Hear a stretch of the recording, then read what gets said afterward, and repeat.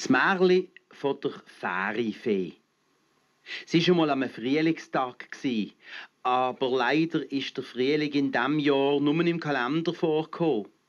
Er hat und hat nicht Einzug halten.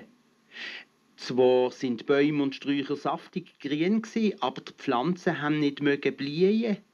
Es war viel zu kühl. Die Sonne hat gefehlt an einem sauber aufgeputzten blauen Himmel. Es hat nicht das geregnet und ist trüb gsi. So richtig nasskalt und grusig. Statt auf der Strasse oder einmal dus haben die Kinder in der Stube spielen und sind dabei recht genietig geworden. Und haben viel mehr gehandelt als sonst. Immer müssen wir drinnen bleiben wegen dem Regen. Das ist doch langweilig. Ich habe noch nicht einmal die neue Velonummer geholt, weil es alle will schüttet, wenn ich Zeit hat der Rolf Schächteli geniedelt. Ich hause eine Kinderführung im Historischen Museum. Darf ich, Mami? Der Heugumper und der Max Wolf und Blanca gehen auch. Die Mama hat zwar noch die Frage nach den Aufgaben gestellt, aber dann hat sie gesagt, also gut, Sabine und ich begleiten dich bis auf den Seeplatz. So kommen wir doch auch ein bisschen an die Luft. Man muss einfach raus, sonst wird man ja noch tubentänzig. Wir können dann gerade Stadtkommissionen machen. Kommst du gern mit, Sabine? Hat sie noch im Rolfs jüngere Schwester gefragt. Aber die Sabine ist schon mit ihrem Regenmantel parat gestanden und hat gestrahlt. Hey, jo, Mami, das weisst doch. Mit dir in die Stadt, das ist doch toll. Die alten Leute sind dann viel netter mit mir, wenn du dabei bist. Nicht so, ja, das kleine Mädchen da. Welche alten Leute? Hat die Mama gefragt. Hey, die so alt sind wie du und der Papi. Hey, begehrt der Rolf auf. Die Mami ist denn nicht alt. Und sagt dann, die Ritter sind denn gegen die Frauen ritterlich und höflich gsi. Was ist das, wo du schaust im Historischen Museum? Hat Sabine vor dem Haus aus schon der Rolf gefragt. Der ist ins Schwärmen gekommen. Jo, eben, das ist das Tolle. Weisst, wir schauen, wie sie Rüstungen machen. Harnisch. Das sind die Kleider aus Eisenblech, die eben die Ritter im Mittelalter haben, bei den Turnieren in den Schlosshöfen. Im Museum machen sie gerade so Arbeiten wie früher die Harnescher und die Plattner, die Polierer und die Fäger. Die Ritter sind ganz geschützt auf der Ross, wenn sie so eine Rüstung haben, mit Helm und vor dem Gesichtsvisier zum Zumachen und an den Ellenbögen Scharnier. Mit Eisenblechhändchen genietet, als sie sogar die Finger können bewegen. Verschluck dich nur nicht, hat die Mama das begeisterte Geschnabel vom Rolf unterbrechen. Aber der war nicht mehr zu bremsen. Weisst, wir haben es doch in der Schule, in den Schlössern und Burgen, sind Teppich an der Wand gehangen statt Tapeten und gegessen und getrunken haben sie aus Zinngeschirr oder an den Festtagen aus silbrigen Schüsseln und goldigen Pokal mit Edelstein verziert. Und die Hunde sind hinter der Bank bei den Esstisch umgestrichen und haben die Knochen aufgeschnappt, wo die Ritter hinterher geworfen haben. Sie haben mit der Hand gegessen, meistens ohne Besteck. Und der Spielmann hat Laute gespielt und gesungen zur Unterhaltung. Und Rolf, wart, hat die Mama am Trottoirrand zurückgehabt. Ohne sich gross zu achten, sind sie am Barfüsserplatz angekommen. Hier auf dem schönen Platz vor der Barfüßerkirche, eben einem historischen Museum, sind ein Haufen Verkaufsstände aufgestellt gewesen. Und ein Haufen Leute drumherum haben sich interessiert, was hier angeboten wurde. Haben einander auch zugerufen, wenn sie etwas Besonderes entdeckt oder sich gerade für einen Moment aus den Augen verloren haben. Es war trotz dem grusigen, diesigen Wetter ein grosses Gewimmel gewesen. Zusammen mit den vielen Tramli, die mit Bimmeln allbot an- und abgefahren sind und mit den Haufen Leuten, die geredet und gerufen haben, war ein lebendiger Lärm. «Oh Mami, schau, Wunder gucken!» hat Sabine die Mama am Arm angesteuert. «Kriegen wir jedes eine, Mami? Nur 1 Franken. Zur Feier des Tages», hat jetzt auch der Rolf bettelt. Der langhaarige, bisschen schmuslige Verkäufer hat gelacht, als man seine Zahnlücke gesehen hat und schon an jeder Hand ein paar so Gucken angehabt. «Also halt, Bloggeister», hat die Mama geseufzt und hat mit einem 2-Fränkler gezahlt. Kaum in der Hand sind die Gucken auch schon aufgerissen gewesen. «Ein Bärli, ein Fliegerli, Bleistiftspitzer, ein Bötschli», hat es wechselweise durchs Gewimmel tönt. Dann macht der Rolf einen schnellen Griff und riss der Sabine das nächste aus der Hand. «Ein Video!» jubelt er, ohne dass er auf die Sabine achtet, die reklamiert. «Ein Video! Habe ich mir doch immer schon gewünscht.» Und er setzt die kleine Blechpanflöte ans Maul, fährt hin und her und laut tönt's unten rauf, oben runter. «Ui, diu, ui, «Gib's doch an, es ist mei», zwängt jetzt Sabine. «Mami, sag ihm's, es ist mei». Der Rolf hat sich aber in den Leuten schon ein bisschen weggedruckt. «Ui, diu», hat's alles tönt. Sabine fährt fast an zu greinen. «Du bist ein blöder Rolf!» Und sie denkt, wenn ich einmal gross bin, mei, dann bloge der Rolf auch einmal für alles, was er mir zu leid tun hat. Gleichzeitig hat ihre Hand in der Gucken unten ein Ringli gefunden. Mit einem Edelstein, hat die Mama den Schmuck gut gespielt bewundert. Und als Sabine die Mama unsicher anschaut, ob sie es ernst meint, taucht der Rolf wieder auf. «Das ist etwas für Mädchen, sag, kannst du das Ringli auch haben?» Und da steckt der Sabine ein gleiches Ringli an ihren gleichen Finger. «Also, Sali», hat er noch gerufen und ist Stegen auf gegen das Museum. «Ich komme dann wieder, wir treffen uns schon.» Das ist wieder eine Abmachung, hat die Mama zu der Sabine gemeint. Aber es hat nur noch Augen für seine beiden Ringli gehabt. «Mami, gehen wir mit der Münsterferie ins Gleibasel und mit der Vogelgriffferie im Klingental wieder zurück?» hat sie auf einmal gefragt. «Aber doch nicht bei diesem Wetter. Es kommt ja jeden Augenblick wieder», hat die Mama gewehrt. «Hey doch, Mami, bist so gut. Weisst, ich habe doch dann für den Rolf die Stegentritt-Zelle von der Pfalz bis an Rhein für seine Liste», ist Sabine wieder aufgetaucht. «Ich habe gemeint, du bist wütig auf den Rolf wegen Vorig.» «Ja, das. Da blogge ich dann später schon mal zurück für alles», hat Sabine abgewunken. Und schnell «Gehen wir, Mami», nachgedoppelt.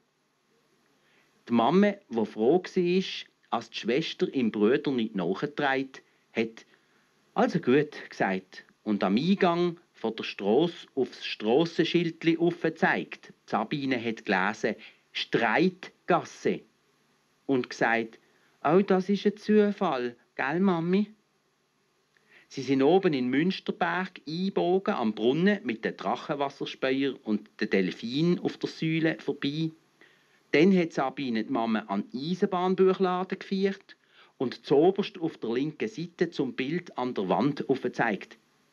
«Gell, das ist auch ein Ritter.»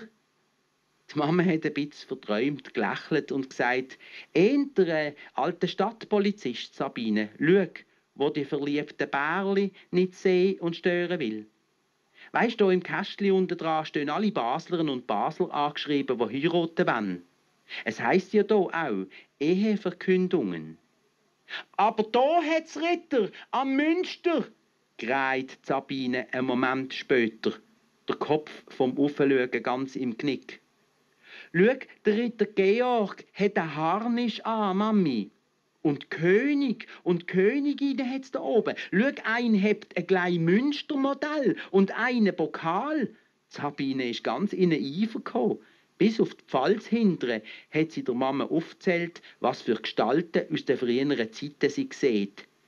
Dann hat sie wieder das Schildli an dem Haus mit dem Zinnengiebel vorgelesen. Lesegesellschaft, erbaut 1528. Komm, Sabine, die schwarze Wolkenwand über der Stadt kommt als wie näher. Lauf! Die Mama ist voraus an den Stegenabgang. Dort sind die Wörter Schwimmschule und Fähre in die Mauersteine eingraviert. Und Sabine hat wieder zu tun gehabt.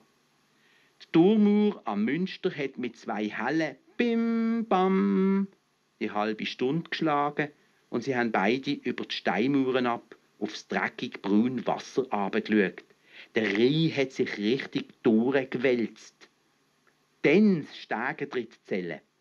Ein Spass auch für die fremden Leute, die gerade dort waren und die auch sofort fröhlich und lachig geholfen haben. Im Chor ist gezählt worden und Sabine ist gehüpft an diesen kleinen Gärtchen vorbei mit den hohen, frisch grünen Ahorn- und Kästenbäumen. Zuerst 1 und 22 Tritt, dann das Törli, dann 14 Tritt, 5 Tritt, 4 mal 7 Stapfeln und noch 11 und noch 13 und dann noch 4. Die Mama hat es aufgeschrieben und zählt es dann zusammen und Sabine schaut aufs Nachwasser, wo vorbei ruscht und glutscht und glurlet, wie wenn's schwätzen will. 98 Stapfeln, rief die Mama überrascht. Und über nochmal 23 steile Stegentritt geht's zum Fähristeg runter. Es ist, wie wenn auch die Fähre pressieren, so schnell schießt sie übers Wasser und es spritzt weiss auf und die Pfalz und das Münster und die Häuserreihe, die Rückseite von der Augustinergasse, stehen hoch oben wie gemalt vor der schwarzen Regenwolkenwand. «Gell, selbst mal ist das Häusli von der Tante Gotte Silvia?» übertönt Sabines Pratschen und Glatschen, das Schürken und das Rissen vom Wasser an der Fähre. Auf dem Gleibasler Ufer drängelt die Mami alleweil mit einem schrägen Blick an den Himmel. «Kummer mien, Sabine, es kommt das grösste Unwetter. Weisst, wir staunen und schauen ein andermal.» Weidli laufen sie an diesen schönen Häusern mit den schönen Fenstern am oberen Rheinweg vorbei. Niemand sitzt auf den Bänkli oder am Rheinbord unten. Der Wind weht schon wieder recht kalt. Zum Lindau 1347 liest das Meiteli und hängt der Mammen an der Hand hinten nach. Zum Schnokenloch. Pass auf, was du nicht an Laternenpfahl potschst, mit alleweil zurückschauen, mahnt die Mama. Schon geht's unter der mittleren Brücke durch, wo oben gerade ein Trämmli mit 2 Anhängern hohl rumpelt. «Schau, Mami, das Schiff hat auch Angst vor dem Wetter und fährt ab», hat Sabine übergezeigt, wo gerade das Swiss Personenschiff Stadt Basel von der Schifflände abgelegt hat.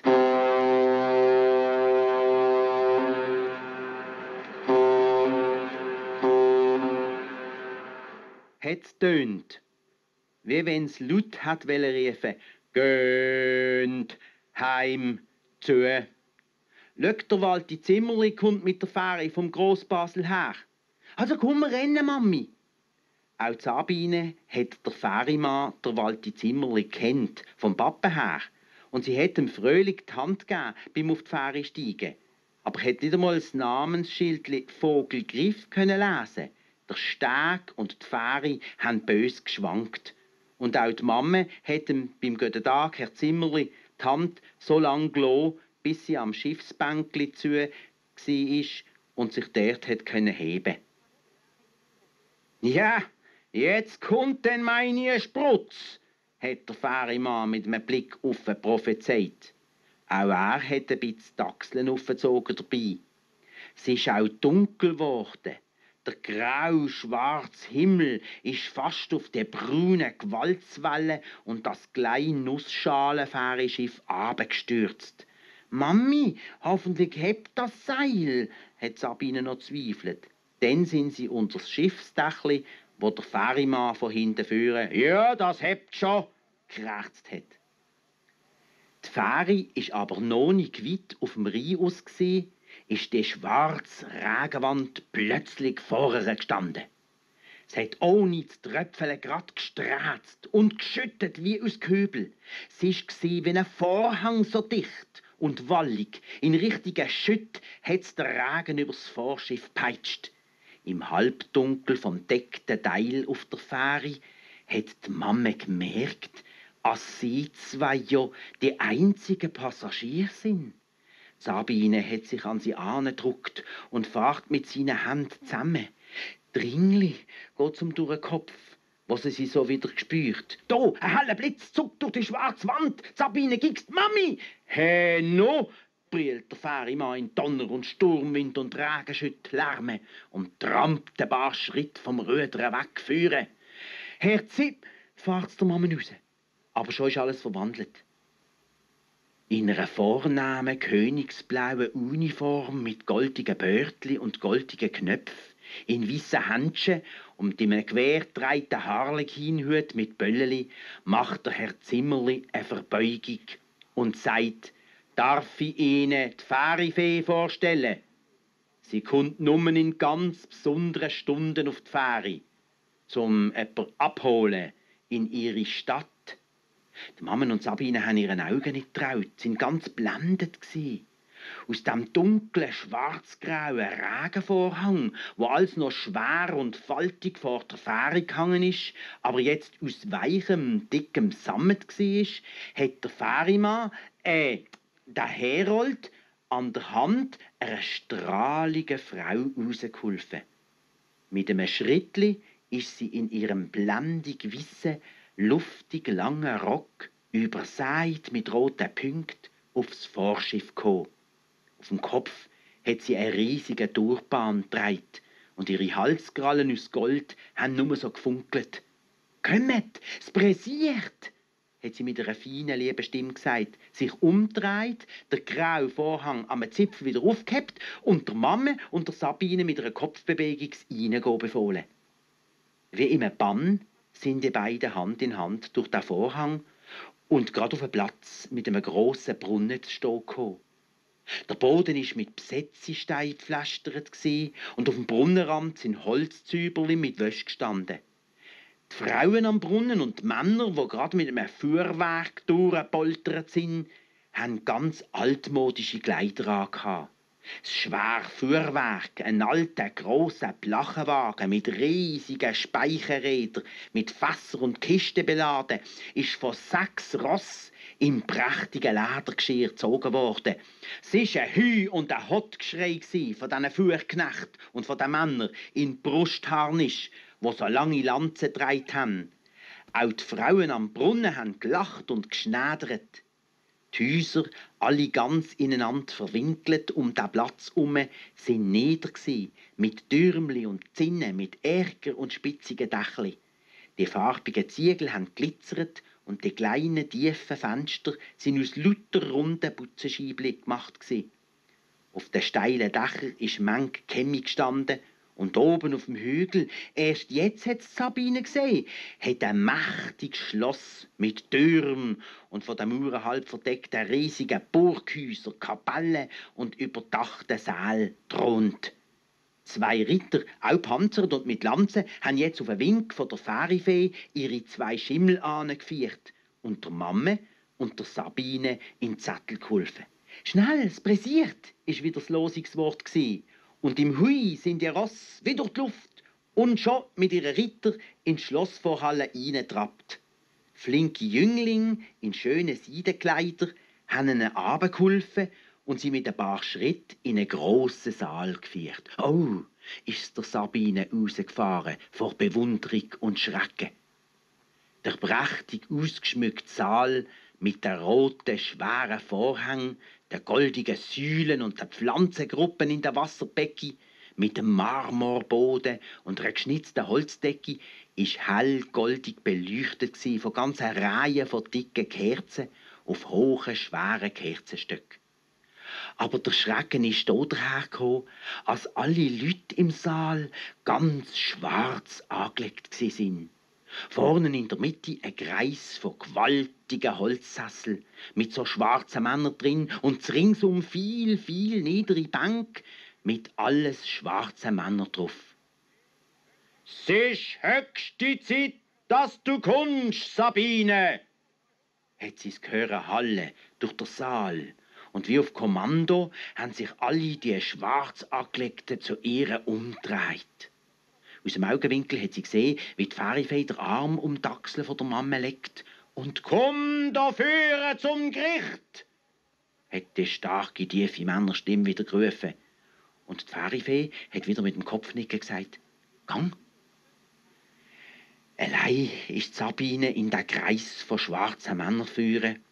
Und als sie zwischen zwei Sessel durchgeschlupft ist ihr das Herz fast gefroren. Vor dem Vornehmsten von den Schwarzen ist am Boden in einem dünnen, dreckigen Hemdli und lumpigen Hosen ein Gefangener auf dem Gesicht gelegen. Völlig eingeschniert mit Strick und Seil und Ketten. Und Sabine hat fast gixen. Es war der Rolf. Das Urteil vom Gericht ist schon gesprochen, hat er mächtig wieder laut verkündet. Der Brüder da hat der Prinzessin grob und eigensüchtig eine Flöte weggenommen und muss für eine Menge Jahre in tiefen, finsteren Käfigturm zu den Ratten und Würm. «Es ist aber mein Bruder!» hat Sabine reingerufen. «Mein Bruder, der Rolf, Herr Richter!» hat sie dann noch angehängt, als es ein bisschen höflicher hat sollen sein. «Jo, die Brüder, wo so ungattig war mit dir. Du hast ihn doch dann auch einmal zurückblogen. Darum hätte die Färifee holen dürfen», hat es wieder kalt. Und Sabine hat gesehen, wie der Gefangene am Boden probiert hat, den Kopf zu drehen, als er hat können zu ihr schauen.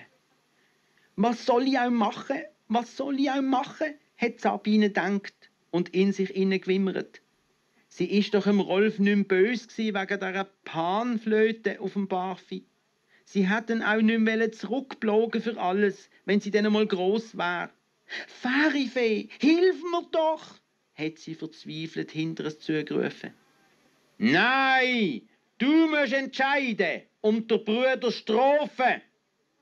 Ins laute Dröhnen hat Sabine die feine Färifee-Stimme gehört. «Wie singen? Deine Ringli!» Und Sabine ist mit der einen Hand schnell an die andere Hand mit dem Ringfinger gefahren und hat in der Verzweiflung dran gedrüllt. «Da, ein Donnerschlag, ein Sturmgrüttel!» Die Beine sind ihr vollgespritzt worden, so hat es geschüttet. Schütt auf Schütt und alles im Grauen, im Rauschen. «He no, hat Sabine wieder im Färimann Zimmerli seine Stimme gehört, aus dem munkeligen Halbdunkel am Röder vorne unter dem Färidach. «Jetzt tut's aber recht!» Mit einem Poltern und einem harten Ruck ist die Fähre am Grossbasersteg angeschlagen. «Ja, wenn nur wirklich in den Regen raus?» hat er gefragt, wo die Mama aufgestanden ist, aber sich überall hat man sie heben. «Jo, Mami, komm schnell, komm heim, zum Rolf!» hat sie noch leislich dran gehängt, wie wenn es der Fähre herrollt, nicht so zu hören. Es ist nicht so sicher gsi, was los ist, Sabinli. Als sie heimgekommen sind, ist der Rolf schon dort gsi. Ganz vergnügt, unschuldig und ahnungslos hat er erzählt. Das ist dann interessant gsi im Museum. Wir sind ganz wenig gsi und haben richtig Mittelalter gespielt.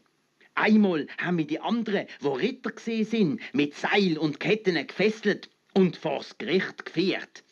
Ich habe ihnen doch erzählt, jo, ich habe dir die Panflöten weggenommen. Ich bin wegen Unritterlichkeit verurteilt worden. Aber eine Frau in einem auffälligen, weißen langen Rock mit einem grossen Turban auf dem Kopf hat dann die anderen geheissen, sie sollen mich losbinden und laufen lassen.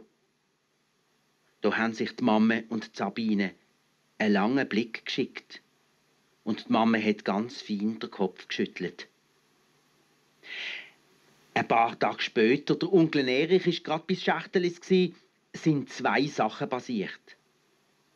Der Papa Schächteli hat im Basler Telefonbuch eine Nummer gesucht und als er das Buch wieder anlegt, rief Sabine ganz aufgeregt: «Mami, schau, die Fähre von der Fährifee!»